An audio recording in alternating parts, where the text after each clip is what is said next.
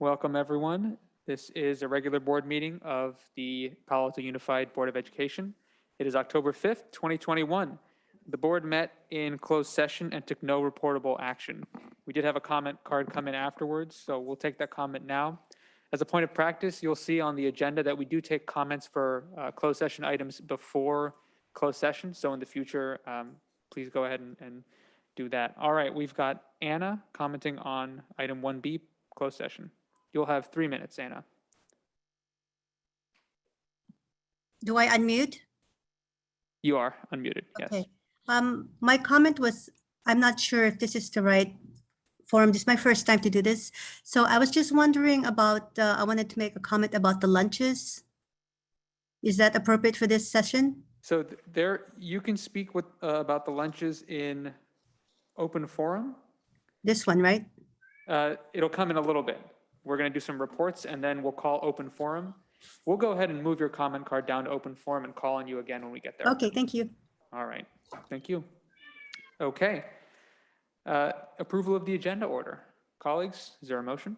So moved. Second. Okay, so moved by Dr. DiBrienza, seconded by Mr. Dauber. We're all here. Oh, look at that. Well, this is a strange new world.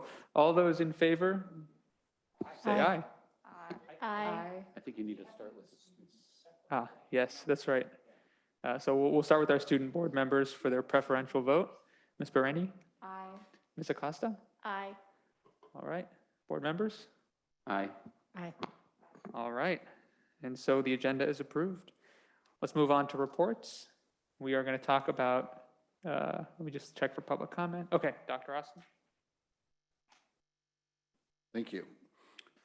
That was great to have a little awkward moment to celebrate the fact that we were all back.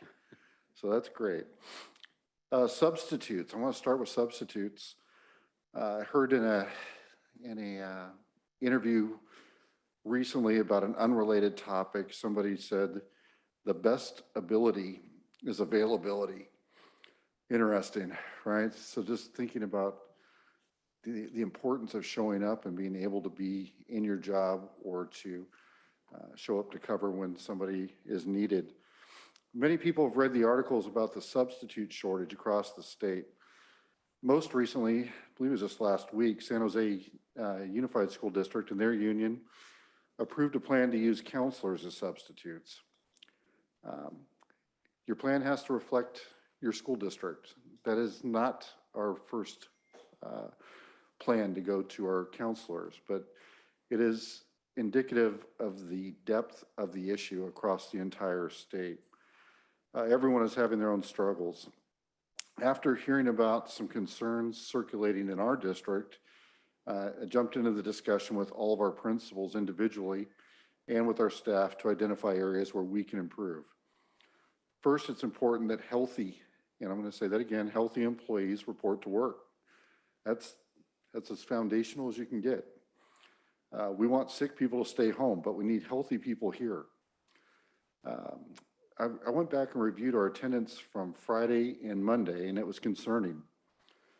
Friday was a district-wide professional development day on home sites at the secondary level, meaning that if you are a teacher at Green, you were at Green, and the elementaries had some moving around. On Friday, out of a staff of about 850 teachers in certificated position, we had 108 certificated absences. We could say, well, it's COVID and maybe there are reasons, but that's consistent with every one of our professional development days that we have higher than average absenteeism. Of those, only 31 were at the elementary level, where there was a little moving around of staff, but 77 were at the secondary level, which are the sites that they're on every day. There was nothing special about Monday, yet absences were still very high. We had 86 absences on Monday, with 27 coming from the elementary level and the bulk coming from secondary. For context, somewhere around 13% of our certificated employees were out Friday, and almost exactly 10% were out on Monday. Now, our problem, in addition to that fact, is that we currently have 111 active, meaning regularly work for us, substitutes. So of course, less absences equals less demand, but that's not the entire situation we're facing. We've identified some procedural issues, primarily at the secondary levels, that negatively impact our ability to attract substitutes for positions and fall short of fully reporting absences. The second part, that part that I just mentioned, will be reconciled now that we have identified the issue. Information will be coming from HR to employees very soon about reconciling reported absences in their entirety. We want to avoid, sorry, I just skipped a spot. As importantly, we believe the procedural change will allow for more full-day sub opportunities, resulting in less demand for period coverage, whether that's by teacher peers, administrators, counselors. We would rather have a substitute covering those areas. We're also in the process of hiring resident subs at each secondary school. A resident sub means that that sub knows that they're going to a particular school site every single day. They may as well be part of the staff, okay? I've asked HR to hire 4 resident subs at each of our 2 high schools and 3 resident subs at each middle school. They'll know to report to school each day with a guarantee of $250 per day. We are also increasing long-term sub pay to $300 per day. The difference being a long-term sub is actually acting as the teacher. They're asked to do lesson planning and grading and do all those other things, therefore the higher rate of pay. That's in addition to our already raised rate of pay to $180 for a sub who comes in on any given day for any reason. Both of these measures will have a budget impact, but it's been expressed by all groups that this is a top priority. Quickly on vaccine mandates. We were told today in our meeting with County Public Health, unofficially, that the 7 through 12 vaccine mandate will probably not go into effect until July 1st. Again, we're going to hear a lot of different things between now and the reality, but until the vaccines are FDA approved, they cannot be mandated by at the state level. And since the governor has said if it's not approved by January 1st, it would go into effect July 1st. That's kind of where people are right now. So we believe that that's what we should expect is July 1st. We currently have 131 students in independent study. That's down from a high at 223 to start the year. I did survey some of the families who have selected independent study, wrote them personally, and greatly appreciate the feedback they gave me. And I'm thankful that we were able to provide independent studies for families, many of which shared compelling reasons why they'd made the decision to stay home this year. So those are the big topics for tonight. Thank you, and that's the end of my report. Okay, thank you, Dr. Austin. Now we have our student board members. I'll start with Ms. Barani. Thank you. So I'll start really quickly. A few weeks ago, our water main got drilled into and school got out early. So we've been dealing with kind of the repercussions of that for the last week-ish. I'm happy to report that fall sports are going pretty well. Our football team is on a 4-game winning streak with the homecoming game up next week. Boys water polo is 6-0 and first in the league.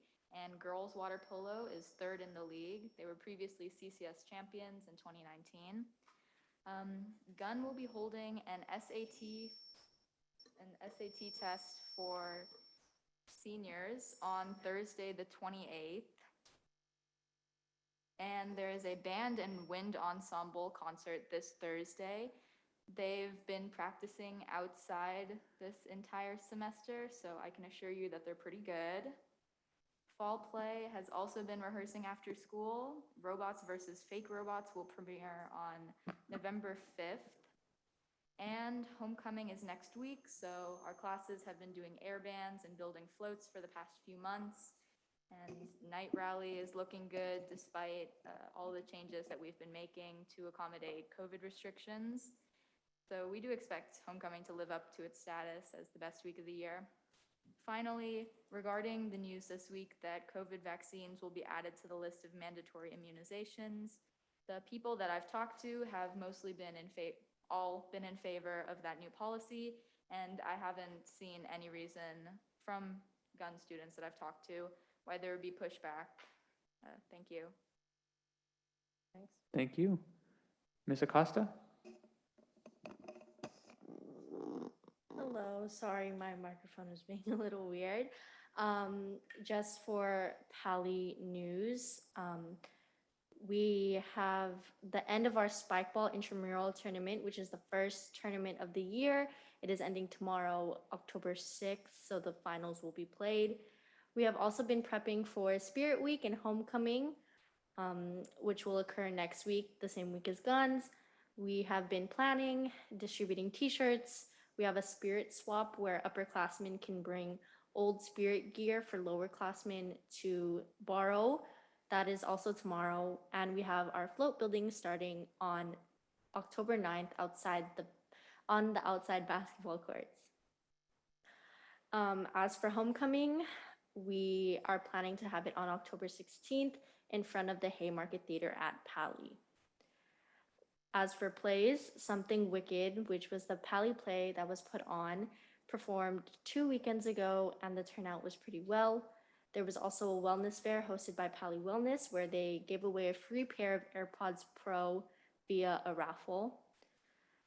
Campanile, Band, Gun, and Pali ASB worked together on Saturday, September 25th to raise money for their respective groups using Stanford parking, where people paid to park in the Pali parking lot for the Stanford game. As for school publications, Pali Verde, the first issue of Pali Verde came out recently. And as for Pali Campanile, the second cycle just ended, meaning the second paper is about to print. As for fall sports, the second half of the volleyball season and football season are underway. I think both teams are doing pretty okay. Maybe not as well as Guns, but they're doing pretty okay.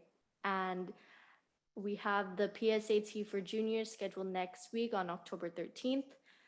Because this is coinciding with Spirit Week, juniors are showing displeasure for it being during the middle of their week, and other students are kind of confused as 2 out of the last 3 weeks of school had different schedules. And as Annika said, she talked about about how student opinions were after the news broke out of mandated COVID vaccines, and the consensus at Pali is pretty much the same. All the people I have talked to have been pretty for the vaccine, so yeah. Thank you. All right, now we're moving on to open forum. Any member of the public can address the board on a non-agendized topic now. Depending on the number of people, you'll have a certain allotted amount of time. You can submit a comment card in the same way as we did when we were all virtual by going to pausd.org/comments. And we'll be taking comments in a hybrid mode of in-person and Zoom. All right. We have 7 members of the public who wish to comment. You'll each have 3 minutes, and we'll go ahead and call you in order, and you'll be unmuted. First, we have Anna, then we have Giselle Frederick, followed by Edith Cohen. Hello, I wanted to have comment about the lunches, this free lunches, the so-called free lunches that are being provided by the schools, in Gun in particular. I'm a mother of a child who goes to Gun, and he can't eat the food. Ever since they made it free, he said it's been really bad, and he's not able to eat it. So he has to go somewhere else, drive to a restaurant and get something to eat, and then go back to school. So it's costing us more money and time because the free lunches have lowered in quality ever since they announced it was free. So is there any way to take care of that issue and bring back the quality that it used to be, which was much better before it was free? And we're not able to get into the substance of that question now because it's not agendized, but I know that our district staff have heard it, and I'm sure one of them will follow up with you on that in the future. Thank you for the comment. We next have Giselle Frederick, followed by Edith Cohen, and then Stephen Davis.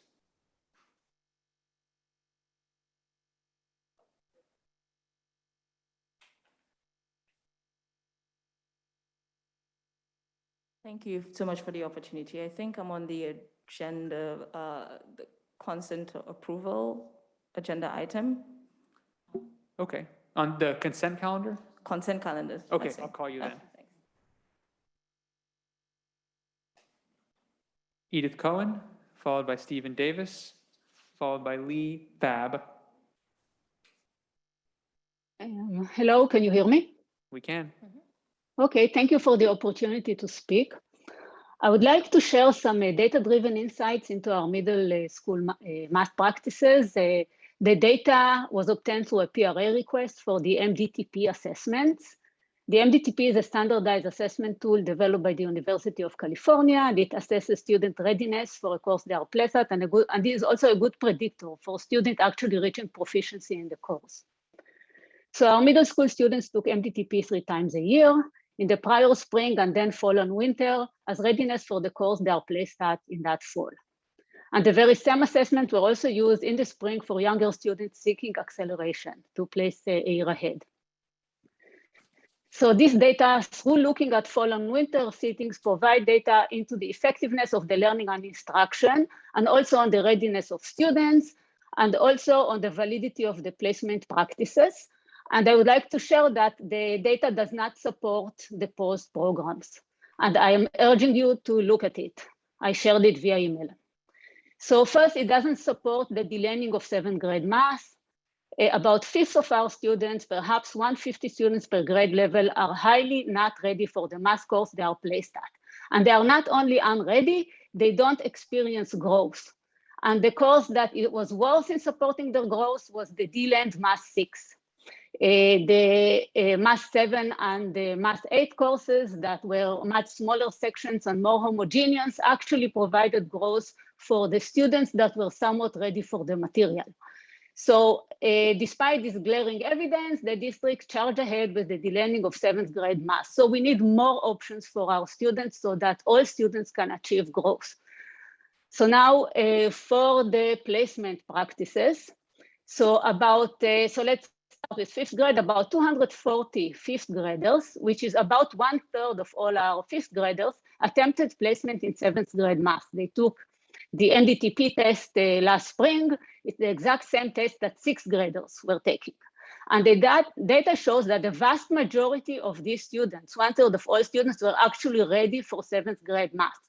In fact, as a cohort, you just look at the plot, they were more ready than the cohorts of students that actually placed in 7th grade math. They would make a stronger 7th grade math class. But somehow only 29% were allowed to place in 7th grade math. So this massive holdback harms all students. It makes the courses less effective for everyone.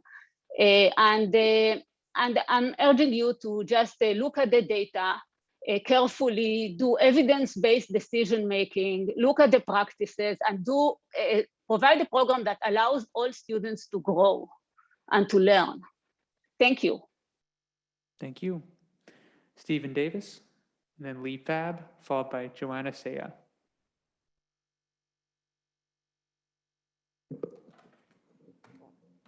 Good evening. I'm here to talk about the education program for the students with disabilities. But I'm going to talk about first where things wind up. The employment rate for people with disabilities is 30%. That's not the unemployment rate, that's the employment rate. That's a 40% gap between adults with disabilities and the non-disabled adults in this country.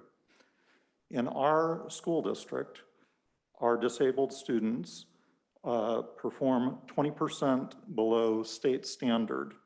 Now, that is massively better than virtually any other school district in the state of California, but it is a huge gap between the performance of our students with disabilities and our non-disabled students. The adult disabled community has huge problems with the terms special education and special needs, many of them. They say they don't need special education, people need education. They don't have special needs, they have the same needs as everybody else. But when we talk about special education here or disabled student services. We focus on services and when things go wrong on compensatory services. We don't talk very much about education. It's the wrong way to think about it. I, as you'll know, wear glasses. If I take these off, that is a white blur with a red blur. I'm 56 years old, just turned 56, and when I was a kid, they didn't screen for vision during school. So it was not identified that I needed glasses until halfway through my first grade school year. So for preschool, kindergarten, and a good chunk of first grade, I was seeing a big white blur instead of, well, then it would have been a blackboard. And that is the essence of the problem, because this compensation doesn't make up for those 2, 3 years, 2.5 years of educational shortfalls. It's not about the service, it's not about this, it's about education, and it's about improving performance in education. Thank you. Thank you. Lee Fab, Joanna Saya, that's it. Good evening. I just wanted to take a moment to thank all of the school board and the school for its work with Dreamcatchers. As the previous executive director for the Palo Alto Family YMCA, I was fortunate to be one of the founders in regards to helping the funding of Dreamcatchers here in Palo Alto. We have been working with the families, not only in education, but also the other social services that the families need to thrive here in Palo Alto. Now, as the executive director of PAC, I have the opportunity to continue to partner with Dreamcatchers, and we are helping as we build a relationship together to help support our students in middle school. Thank you. Thank you. That concludes our open forum. Next on the agenda is the approval of the consent calendar. These items are routine and they'll be approved in a single action without discussion. Unless a member of the board wishes to pull an item. Oh, Ms. Burney. There was, but, oh, you're right. My mistake. One more comment, Joanna Saya. Thank you, Ms. Burney. By the bell, yeah. Saved by our student board members. Ms. Saya, you're up. You got your 3 minutes. Hi, my name is Johanna Sia. I'm an 11th grader at Palo Alto High School. Thank you so much for letting me speak. This is just in response to recent news about the vaccine mandates for students in California. I just want to personally express my approval for this mandate. I just want to emphasize that safety is a must when it comes to education. I know my classmates want to feel unsafe or have our family or our health be compromised. Just as mask mandates allow us to keep one another safe, this vaccine mandate can also help us be safe and ensure student health. As the school year continues with extracurriculars and classes and activities starting up again, it's imperative that we continue to prioritize health, and it's really up to all of us to work together and be responsible for the sake of the collective.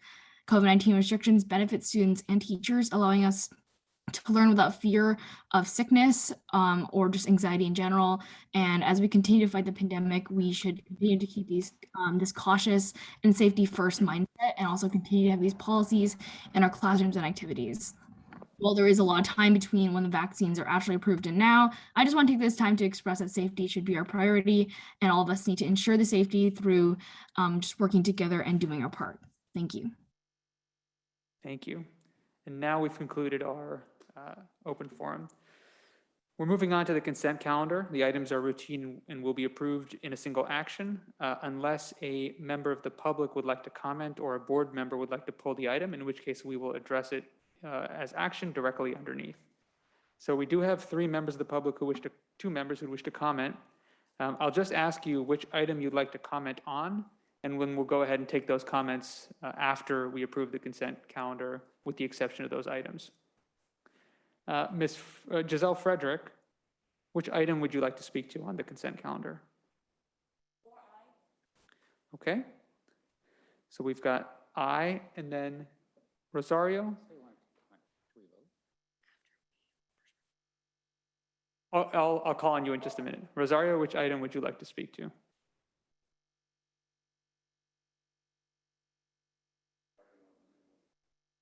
Okay. All righty, board members. So I move the approval of the consent calendar with the exception of item I. Just a So- question. Go ahead. Can I make a comment on the consent calendar, or do I have to pull the item? If I'm going to approve it, I just want to make a comment or ask a question. Let's comment, and then if you're not going to pull it, yeah. Okay, you seconded, right? It's Yeah, all right, moved okay. by Dr. Brianza, seconded by Ms. Lattimeric, or moved by Mr. Dopper. I plan on approving it, but the COVID testing agreement, I think that that's on the consent calendar, and I assume that this is going to be elevated somehow to the community, and there's probably going to be a lot of questions about it. So I just wanted to find out sort of what the plan was to roll out that information. Is that like a Friday update, or? Yeah, I can take that one. Ms. Conaway and I have talked about this, and we wanted to wait till it was approved first, and then we'll start the rollout of this, which will also include some rostering, which is going to make this whole process much easier, some tech pieces. So at the latest, it'll be out this Friday. Great, thank you. All right.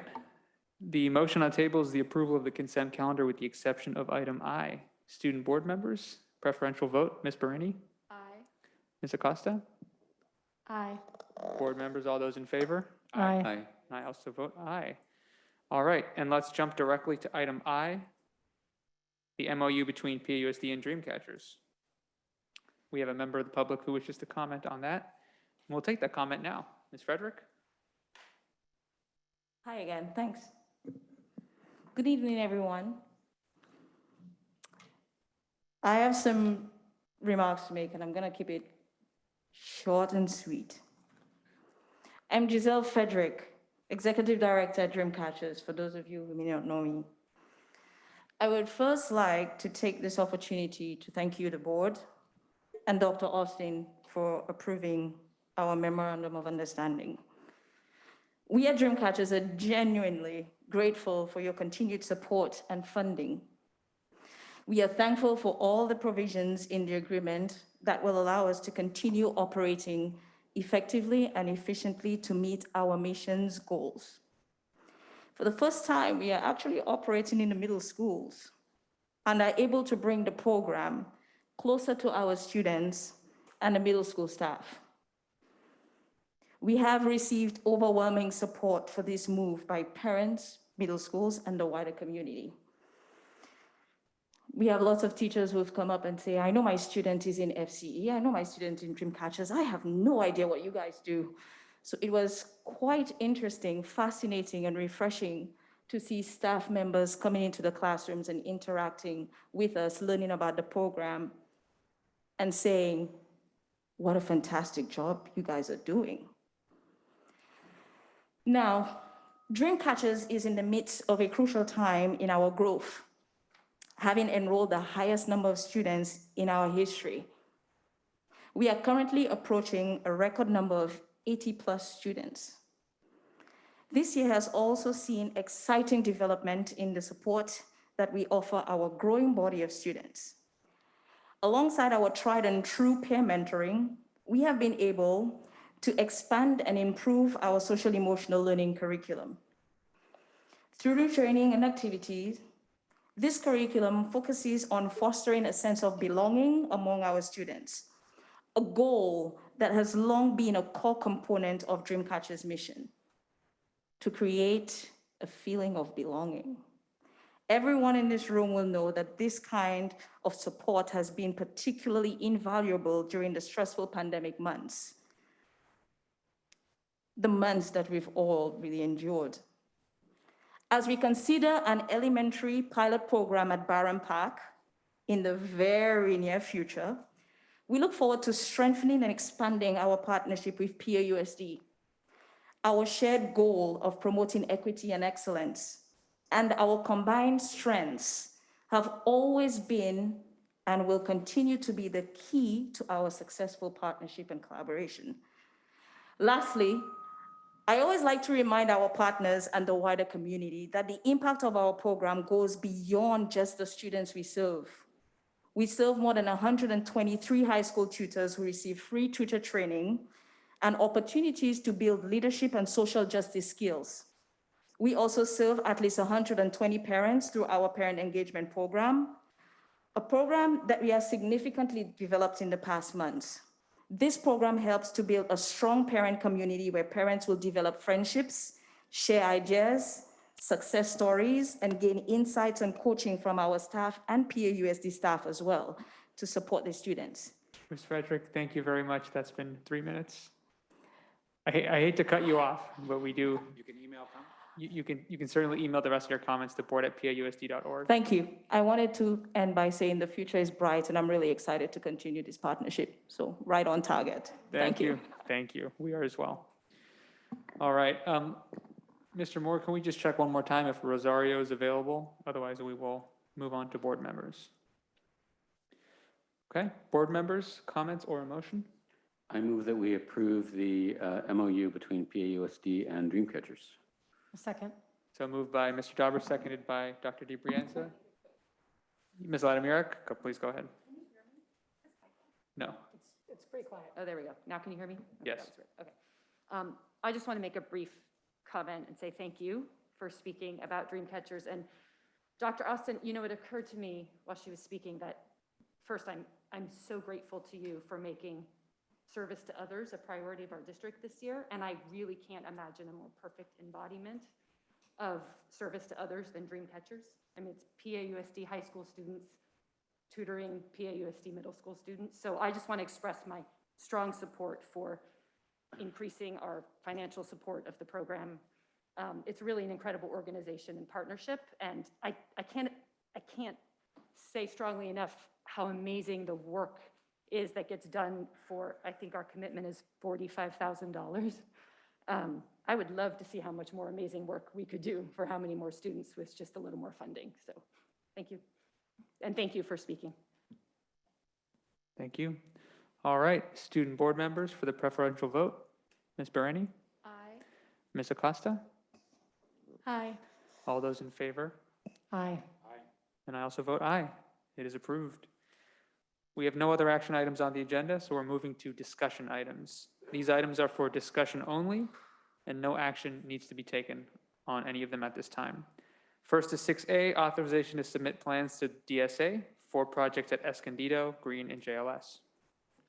All right, we're going to introduce Mr. Holm, who's going to take us through items A, B, and C. Good evening, board. For item A, it's pretty standard. It's authorization to submit plans to DSA for the Escondido Elementary School project, the Green Middle School, and JLS Middle School projects. We've grouped them all together as one. The designs have not changed substantially from the last time we presented them to you, and we reviewed this with the property committee at our last meeting on the 27th of September. Great. Would you like me to go through all three of my items, or? Yeah, let's Okay, do that. Great.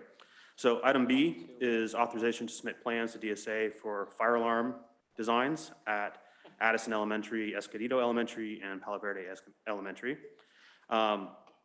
There's a slight clarification or a change of practice how we're doing this.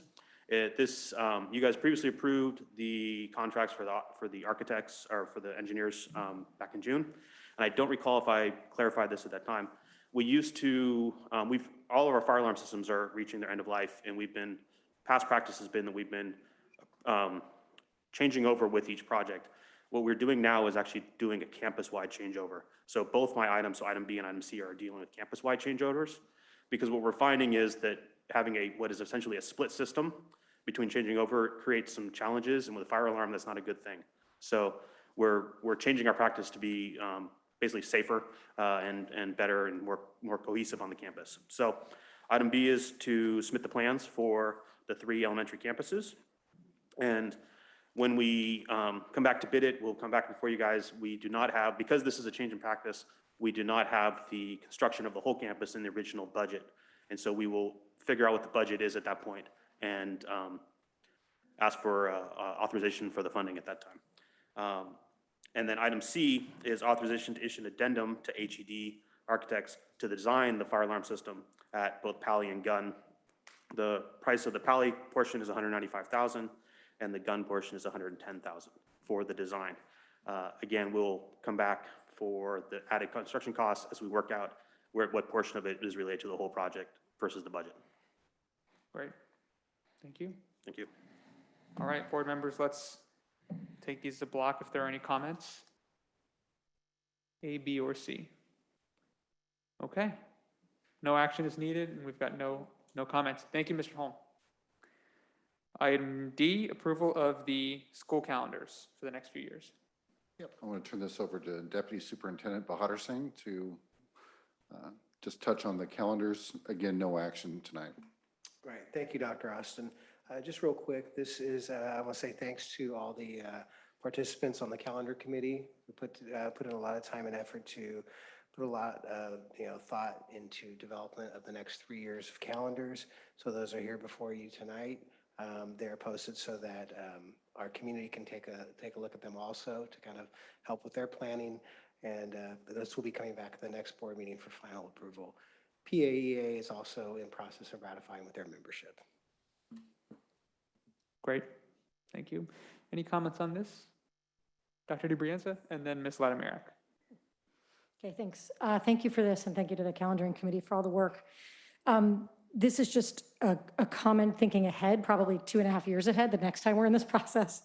But I would love it if we as a district, whoever that, whoever makes sense to be part of the conversation, to talk about really what our guiding priorities and principles are in making, I mean, obviously there are many, many competing things, and many years ago we went to ending the semester before the December break. But I think, and I'll say what I'm getting to really is different, is religions, not our dominant religion here, but lots of different religions here. And it's obviously very complicated if we start just having days off of school for every significant religion, for every major holiday in every religion, that could get really messy. I know currently it's an excused absence if someone's absent for a religious reason, but clearly they're still missing work. I think we still have some work to do in making sure that we're not holding significant events on those days. That I think on Yom Kippur of this year, there was a club fair at one of our secondary schools, and some students who missed school really felt that. And I know that we're trying to maybe, when possible, have a staff development day on one of those days. And that's very helpful for our students, although that also means that any of our religious staff might miss out on that PD. So obviously we can't solve all these problems, but I would like to see us be really clear as a district as to, this is what we feel like we can do. This is where we feel like it's as far as it can go. But we're going to make sure that all sites know X, Y, and Z, or, I mean, maybe we can find the major holidays in all of the major religions in our district and take off those, but I think we'd have a lot of trouble getting to finals by December break. So that's just really the request. If not for this time, I know we're deep in the process, but before next time, if we can really clarify that to make it easier for students and staff who observe maybe other holidays than the one that we get 2 weeks off for in December. Thanks. Thank you. Anybody else? Oh, Ms. Latimirak. Yeah, I was going to say almost exactly what Ms. DiBrienza just said, so I won't repeat it, other than to add, I'm wondering if maybe some of this needs to be dealt with not in the calendar, but more in AR or board policy or something around what we expect. I agree with the comments about excused absence can only take you so far if you have a test scheduled, right? I mean, we heard some heartbreaking stories about students feeling like they had to choose between their religion and school because they didn't want to miss a test that was scheduled. So, I mean, that kind of thing, and maybe we can't do it through calendar because if it's on a Wednesday, that's really just difficult logistically.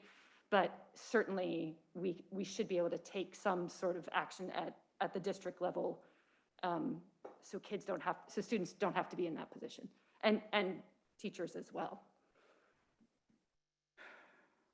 Great, thank you. All right. We are done with discussion. We're moving on to staff reports. Our first staff report, 7A, California State Seal of Civic Engagement. I'm going to ask Ms. Ofek to introduce our guest tonight. Thank you.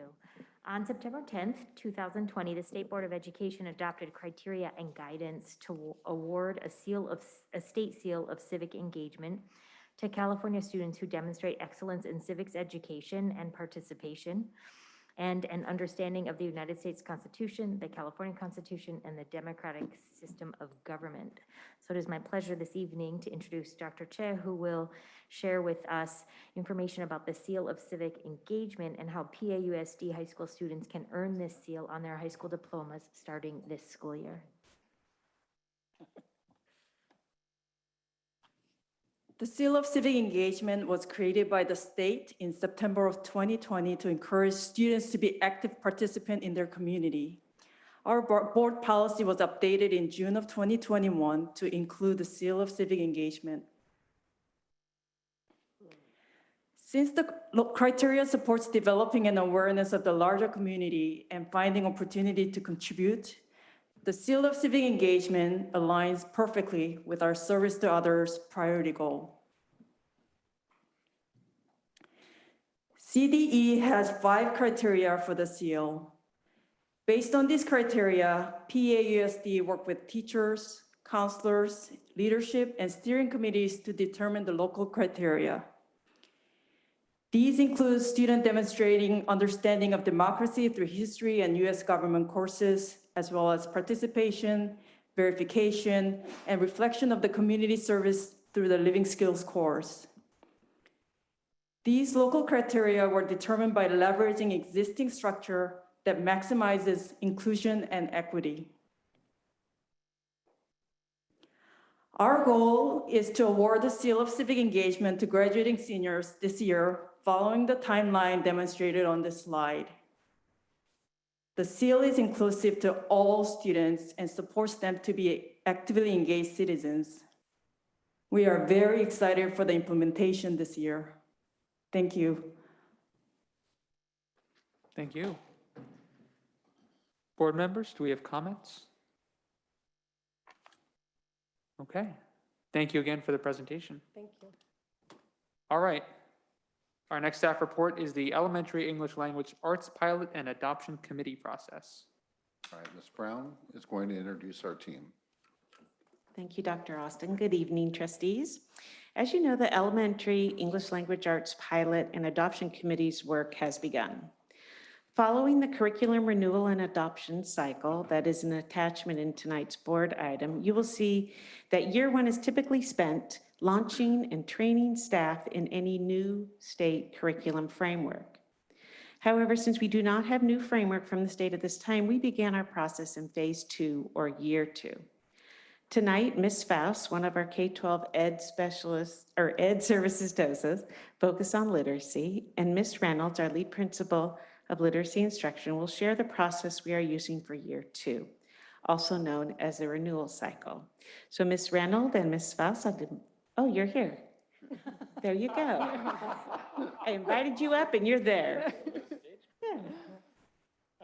Our Elementary English Language Arts Adoption Committee has met together, and they have used our district criteria and district lens to review curriculum, and they have selected curriculum to pilot this year. Ms. Faust will share with you the next steps of our process. Round 1 of piloting will begin once all publisher materials arrive. Prior to each of the 3 piloting rounds, publishers will present their program, and teachers will have time to plan the same unit with their grade level committee team. During each pilot round, teachers will implement their planned unit and evaluate the program at the end based on the district lens and criteria, which is attached to this board item. Specialists and community members will have the opportunity to observe a lesson from each program and provide feedback as well. At the end of each pilot round, committee members will debrief the pilot by reviewing the evaluation feedback. At the conclusion of the piloting phase in March, committee members will meet to debrief all 3 programs to make a recommendation for adoption to the board. Should you accept Dr. Austin's recommendation, we will work with the publishers to purchase materials and to understand the next steps in terms of professional development for teachers and begin implementation in fall 2022. We'd like to thank our committee members for their service and their dedication to our district lens and district criteria in this process. Thank you. Thank you very much. We've got one member of the public who wishes to comment. Kimberly Ang Lee. Ms. Ang Lee, you will have 3 minutes. Hi, am I unmuted? Yes. Okay, I don't see a timer yet. Kimberly Ang Lee on behalf of the Palo Alto CAC. California's ELA ELD curriculum framework was adopted in 2014 along with the Common Course content standards. The California EL roadmap and dyslexia guidelines were published in 2017. And finally, the comprehensive literacy plan, which consolidates the state's goals and guidelines, was finished in March of 2021. The pandemic accelerated our collective consciousness and consensus not to return to exactly what we had before, but to improve on what we had, especially for students who are not experiencing success in the old ways.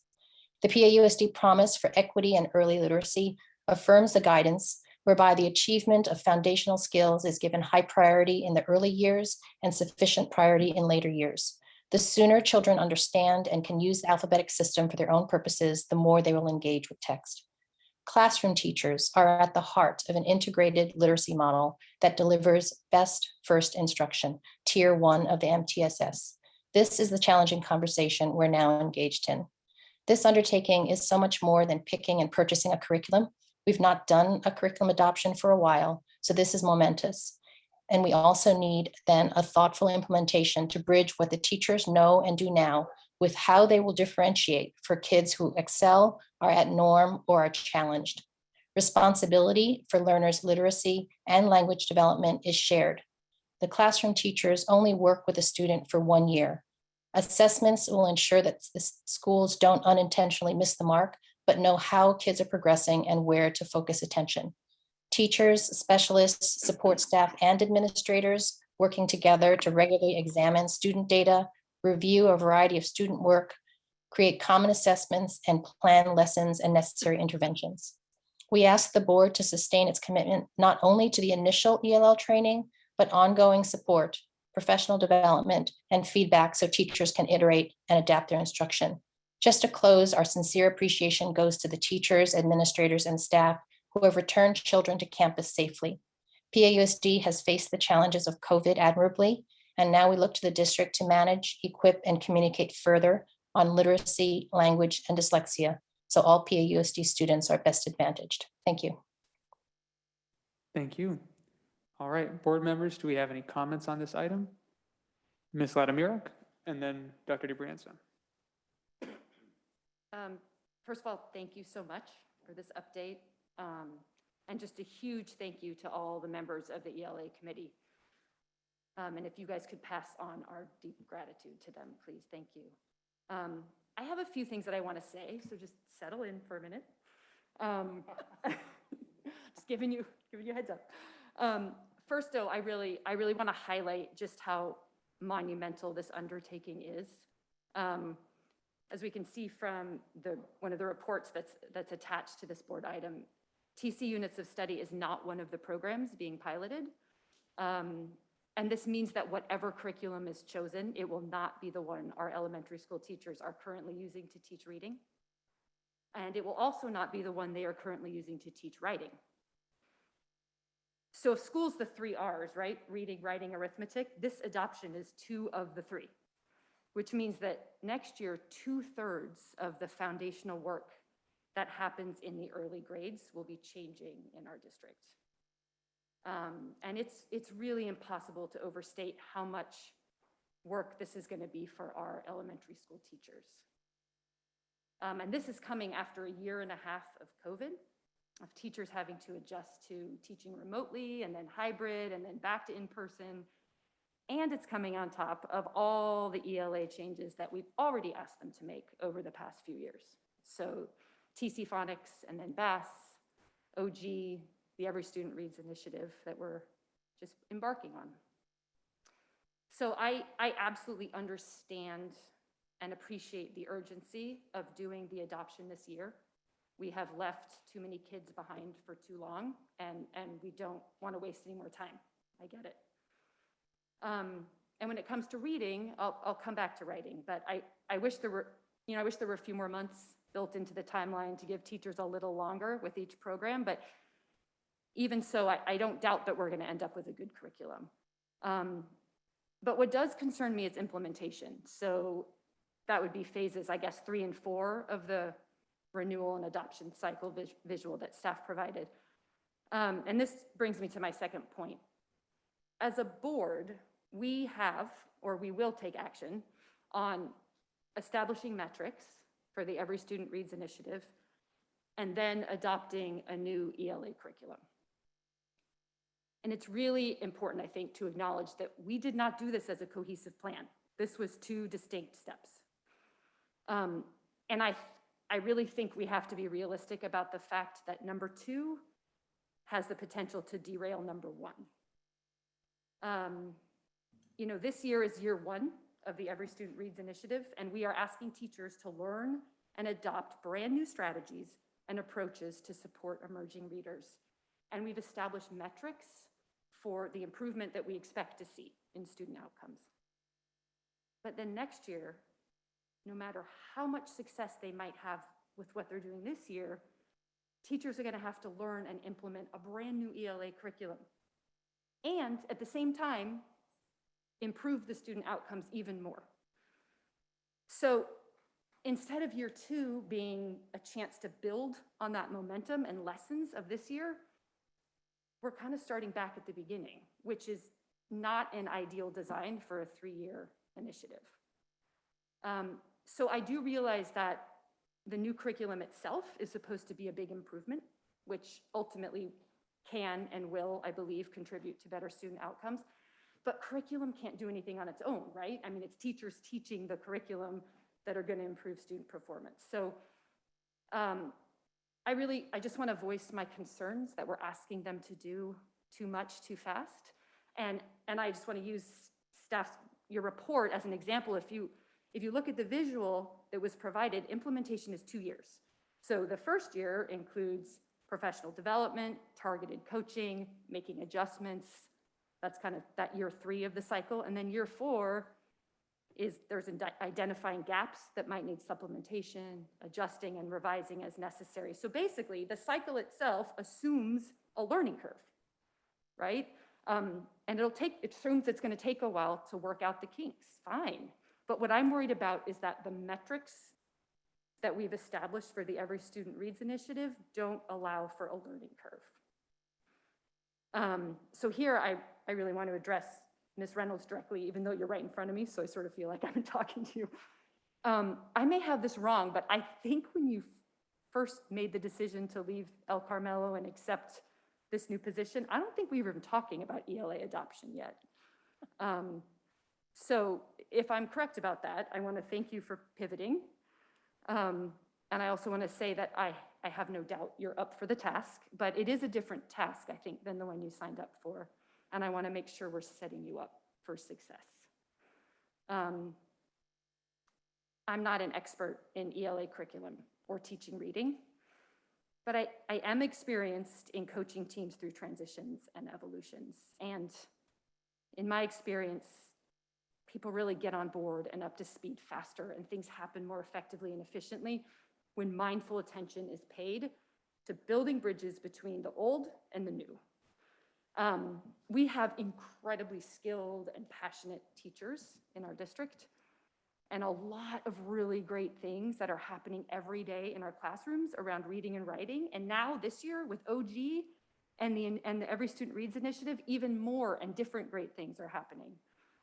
And I really just want to make sure that we are giving Ms. Brown and Ms. Reynolds the freedom and the creativity and the time that you need to take full advantage of the skills and experience of our teachers, as well as the lessons that we're learning right now in year 1 of our initiative.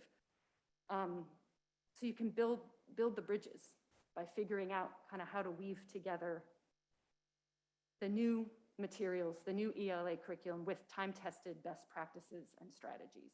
So that we're, to speak, as the speaker noted, so we're ensuring differentiation in our classrooms and really deep foundational learning for our students. So I have to say, it's really hard for me to see how this possibly happens in the few months between adoption in the spring and school starting in August.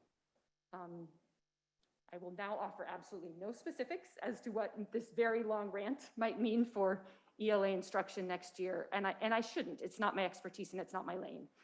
But I do want to just say to you, Dr. Austin, it will be incredibly disheartening for you, for us as a board, for all of us, most importantly for our students, if we all put so much energy into the initiative this year and we meet the metrics for improvement and then we see a stagnation or a decline the following year. I really, really, really, really, really don't want to be here in 2 years hearing, you know, some version of we did really great in year 1 and then not as great in year 2 because it was really more challenging than we anticipated with the new curriculum. This is me anticipating that it's going to be challenging. So anyways, I'm just one of 5 board members, but you know, my view is that we took action on the metrics and we'll take action on adoption, but the timing and the manner of implementation is up to you and to your staff. And I will support whatever Ms. Reynolds and Ms. Brown feel is needed, whether it's extra PD, extra coaching, targeted implementation instead of full implementation, supplemental materials, anything that's necessary to move forward with the new curriculum in a way that best serves the goal of improving student outcomes and meeting the metrics that we established for the Every Student Reads initiative. So again, I can't say enough that I understand and appreciate the urgency for doing the adoption this year, but you know, at the same time, it's expressly because we have failed some students for so long that we have to make sure that we get it right when it comes to implementation and we have the time. So again, I defer to you, but I will support whatever is needed to make sure that we can do both of these things at the same time. Okay, Mr. Rob, I'm done. Sorry. I have a quick question about writing, but we can take comments from other people maybe and then come back to me. Okay. Dr. DiBrienza? Thanks, Ms. Latimerek. Yeah, sorry I went on for a long time. No, that was, I share some of your concerns in that I just had one thing written down. It was just the question of staff development. And I think that since we're starting next school year without a PD day before the students come back, and we have this priority of we know we're going to have a new ELA curriculum because we're not looking at the one that we currently have. And we're trying to focus on doing this anti-racism, anti-bias work that takes PD time too. I don't know when we do it all. And so it sounds like from what Ms. Reynolds said at the beginning that once we figure out what it is we're using, we will talk to the publisher and figure it out. So I don't think there's an answer right now, but that is a big concern. And I share Ms. Latimerek's position that if more PD time, funds, resources are needed, I'm all on board, because if we're doing this, we've got to do this right. And we're not just doing ELA, which is reading and writing. We're also doing our anti-bias training, or we're not going to see improvements in student scores if we don't alter the culture as well. So that's my comment on that. Thank you. Otherwise, thank you. Thank the whole committee. It sounds like you guys are deep in the process, and you've laid out what's happening really clearly, and we look forward to seeing what they come up with in March or April. Thank you. Thank you. Ms. Latimerek, you had a question? And then, well, why don't we take Mr. Dauber's comment first? Oh, I wanted to, I want to agree with my colleagues that if, when you get to the implementation phase, you decide you need something, you should ask for it. And I expect that the board will give it to you. That's been my experience. I don't have any particular concerns about the implementation, and because I think that's a staff question, not a board question. So while I appreciate hearing from my colleagues what their concerns are, I don't want staff to put an undue weight on the opinion of board members about what issues you might run into in implementation. I think it's probably premature to worry about it, and also probably not, I think, to use Ms. Latimerek's phrase, in our lane to give you advice. And thank you for the work you're doing on this, and I'm looking forward to the receiving the recommendation, which I imagine will happen sometime in the spring. Is that right? Great, thank you. Thank you. Ms. Latimerek? Oh yeah, I just had a quick question. Like I said, when it comes to the reading component, I'm pretty confident that we're going to end up with a solid curriculum. I think my question is about the writing. You know, what if the reading component of the piloted programs is really good, but teachers on the committee are concerned about that the writing component is lacking or it feels inferior to what we're currently using. I don't know, maybe you can't answer that, but that's my concern, is just reality of I could see there being sort of a bifurcation. And I can take this one even, I think. Both are part of the adoption process and are being evaluated. So I think we just need to let that process play out a little bit. In the end, I don't think there's a curriculum on the planet that is whole and perfect in every aspect. So I'd expect one to be stronger than the other. That's just very typical. It doesn't matter if it's math adoption, science adoption, whatever. But I'm going to lean on the committee to bring that back to us. And then we can take it from there. All right. Thank you, everyone, and thank you to the committee, and thank you for your reports. And we'll look forward to the recommendations. Thank you. Okay, we're moving on to information items. We'll take these as a block, and if anyone would like to speak to any of them, board members, student board members, please let me know. I know we have some comments on attendance report, so Ms. Brandy, why don't you start on that? Yeah, first of all, I want to preface this by saying I think it's really great to be acting proactively instead of just punishing students when they become truants. I was wondering, in the next steps section, it says some of the areas that require deeper exploration, system-wide or school climate and bullying, health-related issues, and then a few more. I was wondering how we plan on quantifying those and kind of putting them into like a data set that can be read. I can ask Mr. Lopez if he has a quick answer for that, or if we'd like to come back with that later. It's up to you. Sure. I want to bring Guillermo Lopez up. This is under his umbrella, and have him respond to the question. Good evening, Board President Rob, members of the board, Dr. Austin, and members of the executive team. My apologies, and students. Thank you for the question.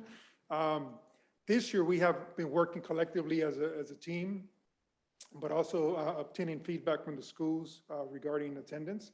Our first meeting, we discussed a lot of what worked last year, what didn't work, and based on our current circumstances now that we're dealing with right now, we're meeting once a month or twice a month just regarding what's working or how to calibrate to better meet the needs of the site. So regarding your question, it's an area that is still based on the ongoing changes. We're trying to get additional feedback from the site administration, for example, as to how to better adjust the protocols and the systems that we have in place to be more mindful as to what our students are experiencing. I know truancy letters, for example, we're in the process of going out, but we want to address and understand the students' current experiences right now that we're dealing with. So we're calibrating as we go.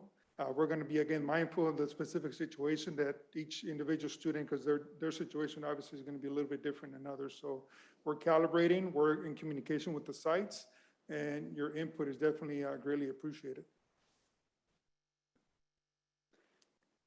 Ms. Brandy, any follow-ups? Okay. Ms. Acosta, did you have please go ahead. I'm trying to think of what to say. I noticed that, okay. It's mostly for the TV. Okay. I noticed when I was reading this, I kind of reflected on what I see going throughout the school day. And sometimes when I'm in class and when I know, most of the students are in class, I see a lot of students just not in class. They're sitting outside, they're walking out of their classrooms for what seems like really no apparent reason. And I don't really know if this would fall under becoming a truant or not, but I was wondering if there was, because of this happening, do you think that this is why some groups are more absent than other groups? Because something I've noticed as well is that when students, and this is in general, when students don't have someone at school who they feel like they can relate to on a deeper level than just like common interests and such, they are less inclined to actually go to school and actually perform well. I used to go to a school in San Francisco, and a lot of the students went well with the teachers who they felt more comfortable with because they shared a deeper connection than just common interests. They shared history together. They shared ancestral roots together. So I was just kind of wondering if there were any steps you were taking for that, so students have someone that's more, that they may be more comfortable with on a deeper level. Are there any steps taken to kind of tend to that? So that is a great question and lots of great comments. The way that we adjusted our tier system of attendance, for example, our approach to attendance, we really wanted to focus on being relationship-based. So tier one, the first line of defense, for example, is our teachers in the classroom, building their relationships, communicating with the students, counselors as well. We wanted to make sure that we took a more of a holistic approach from the site.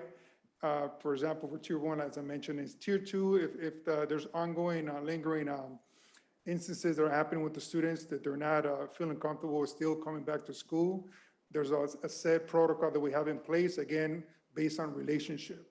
A lot of us can probably relate that, some of us, without having that, being able to connect with those folks at the school, that's what kept a lot of us in school, or coming to class. And going back to your comment about if students are being marked absent. So one of the other steps that we calibrated, again, going back to what were last year and what could we adjust to make those better, to calibrate and make sure that the attendance was more accurate, is making sure that the coding was properly set.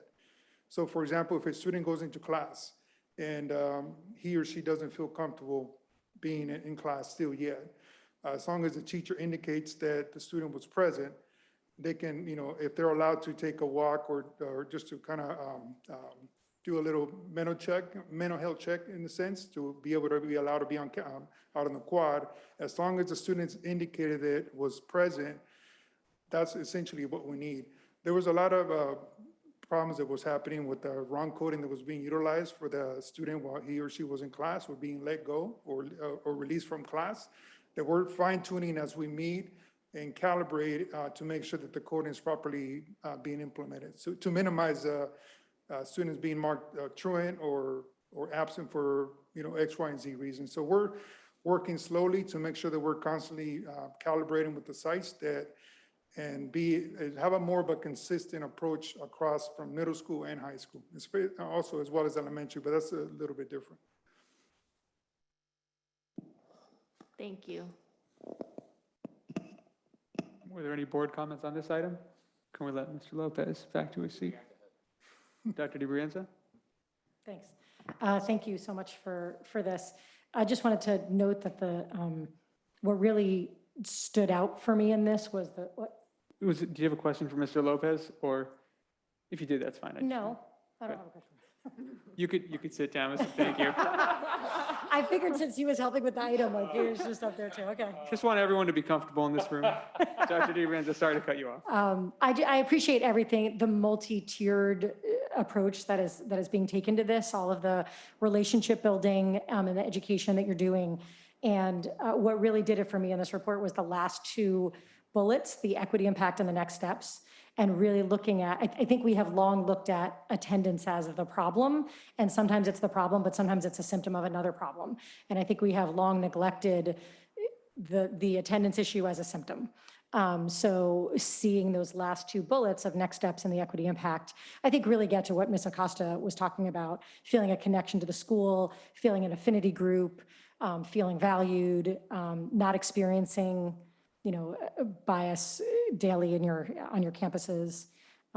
So it was really great to see that as part of it. So this way, whether the attendance issue is a problem or a symptom of another problem, we are dealing with both, and we're kind of throwing the whole kitchen sink at it and doing whatever it takes to help kids really get to school ready to learn. So thank you so much. Thank you. All right. Anyone else, any other board members have any comments on items B or C on information items? Okay. On to board operations. Actually, we just got a comment in on the attendance report. We'll go ahead and take that. Stephen Davis, you have 3 minutes. Just for a point of order before you start, for those of you listening, it's our practice to cut off the comments after the presentation on the item is done at the time the first commenter goes. We're still adjusting, everyone's adjusting to the hybrid model, but so we're gonna give a little leeway here, but just for future reference. I'll get better, I promise. Thank you again for letting me speak. I've been sort of a student of the annoying California dashboard for years. And one of the big problems is the color coding system is not grades like, well, when I was a kid, it was A to F. It's the likelihood that CDE is worried about you and going to intervene. And it's a disturbing thing for at least, and I'm sorry, I was like desperately trying to look at the numbers here on my phone and it was not cooperating so I had to go look at the California dashboard for 2019, since that was the last time there was sort of sensible numbers. And then they showed students with disabilities as green, but their absentee rate, again then, and I apologize, I couldn't see the numbers, were 9%. And that was my experience when I looked at this in my previous school district, was there was huge disproportionality for students with disabilities in terms of absenteeism. And I think this is exactly what you were speaking to. It was a disconnection from the school or a symptom of other problems. One, please, I'm sure you all know this, but do not trust the colors on the dashboard. But do look at the numbers and do look at the disproportionality across all groups. At least when I last looked at this in my old school district, and it looks like it's the same here, there was a huge disproportionality with certain groups, including students with disabilities, for absenteeism. Thank you. Thank you. Board operations, Dr. DeBranza. A couple of things. One, 2 weekends ago, I went to the Pali School Play, and they held it outdoors, and it was really neat. They did a great job outside, COVID safe, masks. It was really fun. They did a great job. And the other was last weekend was the CAC Carnival, the Community Advisory Committee for Special Education. This year decided to do an outdoor carnival so they could get together in person. And it was fantastic. It was so great. It was so much fun. If you have a student, anyone out there in the public land, if you have a student who has an IEP and gets services, if you are not yet connected with the CAC, you really should. You can look on our website to find information about them and PTAC's website. It was just such a great event. Kids of all ages were having so much fun, really engaged, and they planned it outdoors, so it was safe. It was great. So that's it. Thank you. Anybody else? All right. That's it. We are adjourned. Thank you, everybody, for coming.